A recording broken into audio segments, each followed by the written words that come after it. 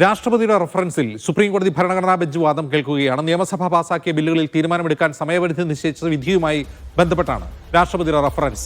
ബില്ലുകൾ ഒപ്പിടുന്നതിൽ സമയപരിധി നിശ്ചയിച്ച രണ്ടംഗ ബെഞ്ചിന്റെ വിധിയിൽ ഭരണഘടനാ വിരുദ്ധത ഇല്ല എന്ന് കേരളം സുപ്രീംകോടതിയിൽ വാദിച്ചു. രാഷ്ട്രപതിയുടെ റഫറൻസ് കേന്ദ്രത്തിന് വേണ്ടിയാണ്.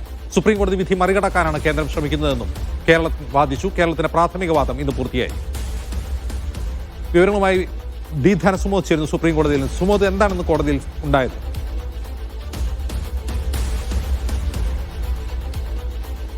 ഗവർണർമാരും രാഷ്ട്രപതിയും നിയമസഭ അല്ലെങ്കിൽ പാർലമെന്റ് പാസാക്കിയ ബില്ലുകൾ ഒപ്പിടുന്നതിലെ ഒരു കാലപരിധി നിശ്ചയിച്ചതിനെ ചൊല്ലിയുള്ള റഫറൻസാണ് ഇപ്പോൾ നടന്നുകൊണ്ടിരിക്കുന്നത്. ആദ്യം കേരളവും പിന്നീട് തമിഴ്നാടും ഇപ്പോൾ കേന്ദ്രവുമാണ് ഇപ്പോൾ വാദിച്ചുകൊണ്ടിരിക്കുന്നത് ഭരണഘടനാ ബെഞ്ചിൽ. ഈ ഭരണഘടനാ ബെഞ്ചിൽ ഇപ്പോൾ കേന്ദ്രം വാദിച്ചിരിക്കുന്നത് ഈ തമിഴ്നാടിന്റെ വിധിയെ ഓവർ റൂൾ ചെയ്യാൻ ഈ ഭരണഘടനാ ബെഞ്ചിന് അധികാരമുണ്ട് എന്നുള്ളൊരു കാര്യമാണ് പറയുന്നത്. പക്ഷേ ഇപ്പോൾ ഭരണഘടനാ ബെഞ്ച് ചൂണ്ടിക്കാട്ടുന്നത് തങ്ങൾ ഇപ്പോൾ റഫറൻസിലെ ഒരു ഉത്തരം പറയാൻ വേണ്ടി മാത്രം ഇരിക്കുന്ന ബെഞ്ചാണ്, അതുകൊണ്ട് ഇത് ഓവർ റൂൾ ചെയ്യുകയോ ആ തരത്തിലുള്ളൊരു കാര്യങ്ങളിലേക്ക് കടക്കുന്നില്ല എന്നുള്ളൊരു കാര്യമാണ് അല്പനിമിഷം മുമ്പ് സുപ്രീം കോടതി വ്യക്തമാക്കിയത്. ആദ്യം കേരളം തന്നെയായിരുന്നു വാദം ഉന്നയിച്ചിരുന്നത്. കേരളം പറയുന്നത് സുപ്രീം കോടതിയുടെ വിധിയിൽ, തമിഴ്നാടിന് നൽകിയിരിക്കുന്ന വിധിയിൽ കൃത്യമായി രാഷ്ട്രപതിയുടെ ചോദ്യങ്ങൾക്കെല്ലാം ഉത്തരം നൽകിയിട്ടുണ്ട്. 1 മുതൽ 11 വരെയുള്ള ചോദ്യങ്ങൾക്കുള്ള ഉത്തരം ആ തമിഴ്നാടിന് നൽകിയിരിക്കുന്ന വിധിയിൽ തന്നെയുണ്ട്. അങ്ങനെ ഇരിക്കുന്ന സാഹചര്യത്തിൽ വീണ്ടും വീണ്ടും ഈ ചോദ്യങ്ങൾ ചോദിക്കുന്നത് എന്തിനാണ്? അതുകൊണ്ട് ഒരു കാരണവശാലും ഈ റഫറൻസ് നിലനിൽക്കില്ല. ഈ റഫറൻസ് മടക്കണം എന്നുള്ള ഒരു ആവശ്യമാണ് കേരളം ഉന്നയിച്ചിരിക്കുന്നത്. അതേ ആവശ്യത്തിന്റെ ചൂട് പിടിച്ചുകൊണ്ട് തന്നെയായിരുന്നു തമിഴ്നാടും വാദമുഖങ്ങൾ ഉന്നയിച്ചത്.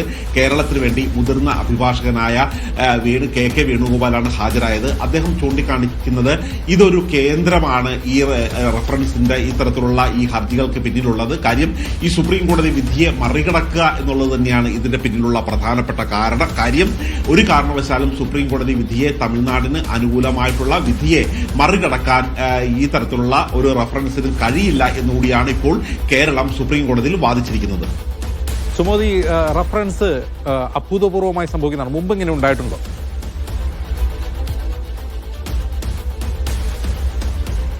ഇപ്പോൾ സുപ്രീം കോടതിയിൽ കേന്ദ്ര സർക്കാർ ചൂണ്ടിക്കാണിച്ചത് ഈ റഫറൻസ് ഇതിനു മുമ്പും ഉണ്ടായിട്ടുണ്ട്. കാവേരി കേസിൽ ഉണ്ടായിട്ടുണ്ട്, 2G കേസിൽ ഉണ്ടായിട്ടുണ്ട്.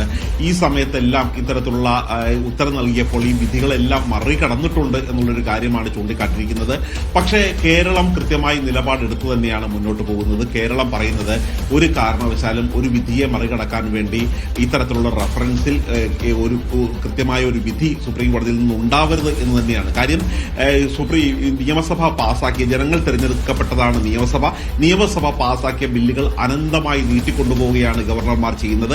അതിൽ ഒപ്പിടുകയോ ചില സമയത്ത് തിരിച്ചയക്കുകയോ പോലും ചെയ്യാതെ ആണ് ഇതിൽ ബില്ലിൽ അടയിരിക്കുന്നത്. ഇത് സുപ്രീം കോടതിയുടെ ഇതിനകത്ത് ഏറ്റവും വലിയ പരിമിതി എന്ന് പറയുന്നത് തന്നെ ഭരണഘടനയിൽ ഇക്കാര്യത്തിൽ കൃത്യമായി ഇത്ര സമയത്തിനുള്ളിൽ ബില്ലിൽ ഒപ്പിട്ടിരിക്കണം എന്നുള്ള ഒരു കൃത്യമായ ഒരു സജഷൻ പറഞ്ഞിട്ടില്ല. അതുകൊണ്ട് തന്നെ അത് മുതലെടുത്തുകൊണ്ട് തന്നെയാണ് ഈ ഗവർണർമാർ, പ്രത്യേകിച്ച് ഈ പ്രതിപക്ഷ കക്ഷികൾ അധികാരത്തിലുള്ള ഈ സംസ്ഥാനത്തെ തീരുമാനങ്ങളെ, ബില്ലുകളെയൊക്കെ മരവിപ്പിക്കുന്ന തരത്തിലാണ് ഗവർണർമാരുടെ ഇടപെടൽ ഉണ്ടായിരിക്കുന്നത്. അതിനെ മറികടക്കുന്ന രീതിയിൽ ജനാധിപത്യത്തെ സംരക്ഷിക്കുന്ന തരത്തിലുള്ള ഒരു വിധിയാണ് തമിഴ്നാട് നൽകിയിരിക്കുന്ന കേസിൽ സുപ്രീം കോടതിയിൽ ഉണ്ടായിരുന്നത്. ഈ തമിഴ്നാടിന് നൽകുന്നതിന് മുമ്പ് തന്നെ ഈ വിഷയത്തിൽ കേരളം ഇങ്ങനെയുള്ള ഹർജി നൽകിയിരിക്കുന്നു. പക്ഷേ തമിഴ്നാടിന് ഒരു അനുകൂലമായ ഒരു വിധി ഉണ്ടായ സ്ഥിതിക്ക് ഇത് കേരളത്തിന് കൂടി ബാധകമാണ് എന്ന് ചൂണ്ടിക്കാട്ടി കേരളം ഹർജി പിൻവലിക്കുകയായിരുന്നു ചെയ്തത്.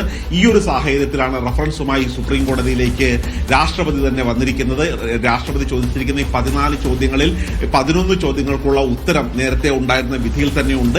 അതുകൊണ്ട് ഇത്തരത്തിലുള്ള ഒരു റഫറൻസ് പ്രോത്സാഹിപ്പിക്കേണ്ട കാര്യമില്ല, ഇത് മടക്കണം എന്നുള്ള ഒരു നിർദ്ദേശമാണ് കേരളം ഇന്ന് മുന്നോട്ട് വെച്ചിരിക്കുന്നത്. ശരി, ഡി ധനസുമോദാണ് വിവരങ്ങൾ നൽകിയത്. രാഷ്ട്രപതിയുടെ റഫറൻസുമായി ബന്ധപ്പെട്ട് കേരളത്തിന്റെ അന്തിമവാദം പൂർത്തിയായിരിക്കുന്നു. രാഷ്ട്രപതിയുടെ റഫറൻസ് കേന്ദ്ര സർക്കാരിന്റെ നിലപാട് മാത്രമാണ് എന്നാണ് കേരളത്തിന്റെ വാദം.